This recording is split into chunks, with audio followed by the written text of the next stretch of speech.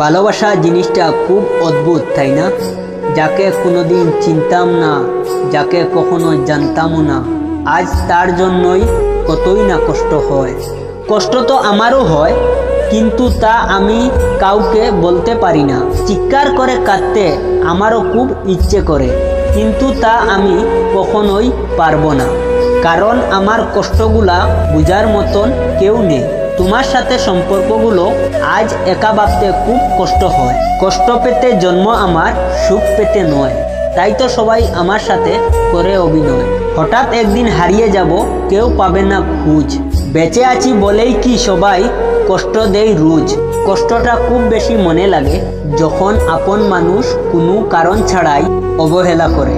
দিন শেষে কষ্টটা তারাই পায় যারা কাউকে মন থেকে সত্যিকারের অর্থ ভালোবাসে। আর এটাই বাস্তবতা। বাস্তবতা কি জানেন? যারা হাসি খুশি থাকতে পছন্দ করে, কষ্টগুলো বারবার তাদের কাছেই ছুটে আসে। এটা ভাগ্যের নির্মম বাস্তবতা। কিছু হারিয়ে গেলেই যতটা না কষ্ট হয়, তার চেয়ে বেশি গুণ বেশি কষ্ট হয় কেউ বদলে গেলে। আমার খুব কষ্ট হয় যখন তুমি আমার সাথে কথা না বলার জন্য অজুহাত খুঁজো। কাউকে মন থেকে খুব বেশি ভালোবাসলে তার থেকে উপহার হিসাবে কষ্টটা বারবার পাওয়া যায়। যখন বিশ্বাস শব্দটি উঠে যায়, তখন সরি কথাটির কোনো ভ্যালু থাকে না।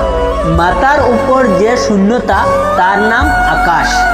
বুকের ভিতর যে শূন্যতা, তার নাম দীর্ঘশ্বাস।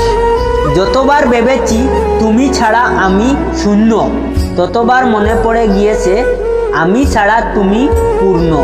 আজ এটা ভেবেই আমি নিজেকে সান্ত্বনা দেই। সবার কপালে তো আর সুখ লেখা থাকে না।